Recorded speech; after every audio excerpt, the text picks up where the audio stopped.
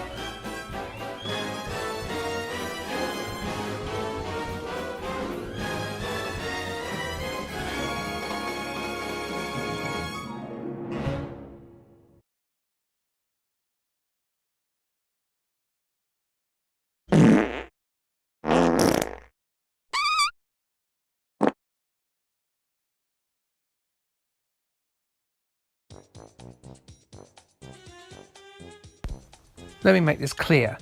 This ain't living alright. It's the 100th video I've made, so I thought, well, why don't I celebrate by playing a game based on a TV show, my bread and butter of course, that is in direct competition with EastEnders and Superground for the dubious honour of being the absolute drizzling buttwater of drizzling buttwaters. So yes, it's time for Auf Wiedersehen Pet. Good grief. Auf Wiedersehen Pet was a British comedy drama programme about 7 northern British construction workers who travel abroad to find work, with the first series set in Dusseldorf. Written by Likely Lads and Porridge Pensmiths, Dick Clement and Ian Lafranes, the show ran from 1983 to 1986 on ITV, with a revival series shown on BBC One in the early aughts. It starred old Crocodile Shoes himself, Jimmy Nail, of which there ain't no doubt. Do you understand that? If you do, you've listened to some of Jimmy Nail's music and I'm very sorry.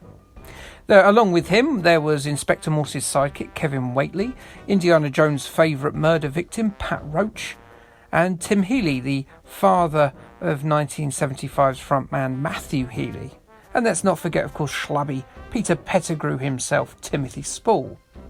Auf Wiedersehen Pet was, of course, a ratings hit, but it's hardly a good basis for a video game, is it?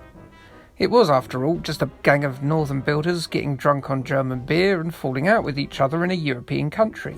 How could Tynesoft make a decent game out of that? Well, much like Supergran, they didn't make a decent game out of it. It might be a good idea to refer to the previous placeholder of the worst TV Spectrum game adaptation first, that being EastEnders, just to get an idea of the sort of sewage water depths we're wading through here. There's a link there, and no doubt I'll put one at the end. So, Auf Wiedersehen Pet. Auf Wiedersehen Pet is atrocious. Is it as bad as EastEnders? It might be. Visually, it's as bad. Look at it. It's as if the artists phoned in. It's as phoned in as a modern Bruce Willis performance, for heaven's sake. Our hero, Oz, the baldy Geordie, played by Jimmy Nail, is rendered as a tiny, undetailed stickman, and his locations are great plains of block colours. It truly is basic, at its most basic. So far, so EastEnders. Gameplay-wise, Auf Wiedersehen Pet is at least easier to decipher than its Albert Square-based counterpart. There are instructions written in a jaunty, suitably Auf Wiedersehen Pet style to assist you, and these instructions are probably the best aspect of the game. And that really is faint praise indeed, but you don't really need them anyway. The 3 mini-games are fairly straightforward, and the only controls on each are up, down, left and right. The first level finds Oz late for his day job, and his foreman Eric the Fuhrer wants him to work extra hard building a wall. Eric appears to be represented by the death mask of a chimpanzee. So let's get onto the wall, and there's a cement meter and there's a large space to fill there. Okay, so it looks like a more interactive advanced lawnmower simulator. Wow, what an inspiration.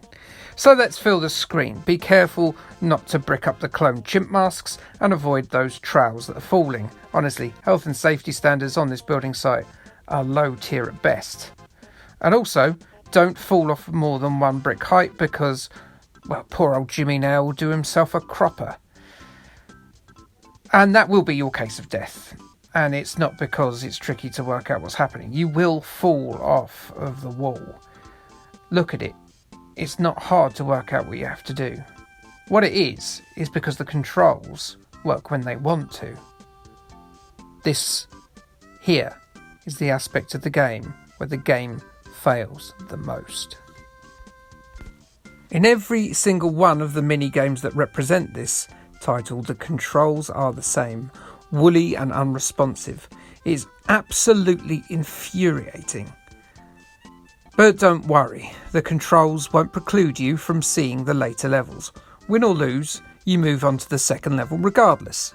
If you fall off of the wall, you'll be watching the second level very slowly draw in, even if your total playtime consisted of less than half a second. However, if you want Oz to succeed and have a good day at work, don't worry, that's easily fixable. It's fairly straightforward. Just look for a gap in between the chimp masks and the trowels and just build straight up. That's all you have to do. You see, it's not about how good a job Oz does, it's about just getting it done and then going home. This level truly represents Tynesoft's work ethic during the making of this game. Level 2, and it's time to explore the nightlife of Dusseldorf as Oz half-inches beer steins from the local hostelry. It's like a hop-fueled snake on the old Nokias, with Oz ducking between the tables and the magically appearing barmaids, who seem a little underemployed due to a lack of patrons on this one particular night. Once again, the lack of control responsiveness destroys any potential simplistic enjoyment you can wring out of it. You'll clash into tables, you'll clash into barmaids, and you'll be frantically tapping at the button beforehand, thinking you've done enough to get out of the way. The third section, which draws in even slower, first gives you a crap cutscene that takes even longer to load in than the levels themselves, and you won't be long playing the third level either. It tasks Oz with drunkenly waddling his way through the dark back to his lodgings. This is predictably awful. Now you have to remember where the parked police cars are randomly generated before the lights go out. Then you have to painfully walk through the maze and avoid the guy standing by the door, which is easier than it sounds, because yes, guess what? The controls are once again utterly useless. Do well enough and you repeat the cycle again, although you can just fail and just start again. Obviously you won't keep your score, but mostly because of the substandard controls, your actual playing time will probably be about, and that's actual playing time of interacting with the keys, will actually be about 30 seconds. And that is that. In its defence, it is an earlier Spectrum title. It was issued from Tynesoft's disease development womb in 1984, but even by early game standards, this is slapdash low quality rotten swill.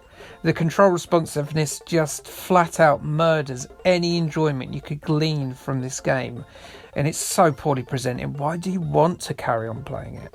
Crash were the only game magazine brave enough to put pen to paper about this tosh, and they awarded it a rather generous 54%, saying the result can be addictive, although I doubt I will bother again. The graphics are rather primitive, and it's a pity the control responses are so sluggish. "Why, man, what a load of old shite, like." That's a quote from me, not them. They wouldn't have put that in there, but they should have done. And that then is the 100th video in the can. I could have played a nicer TV game. There's still plenty more to go through, but no. What we need to understand as we reach the 100th video I've done for this channel is that life is suffering. I've learned to embrace that. The heat death of the universe is inevitable, and I know it's coming, and I won't be alive to see it anyway. But I can say I've seen something much worse, and that is Auf Wiedersehen Pet on the ZX Spectrum. Anyway, onwards and upwards. Thanks, bye.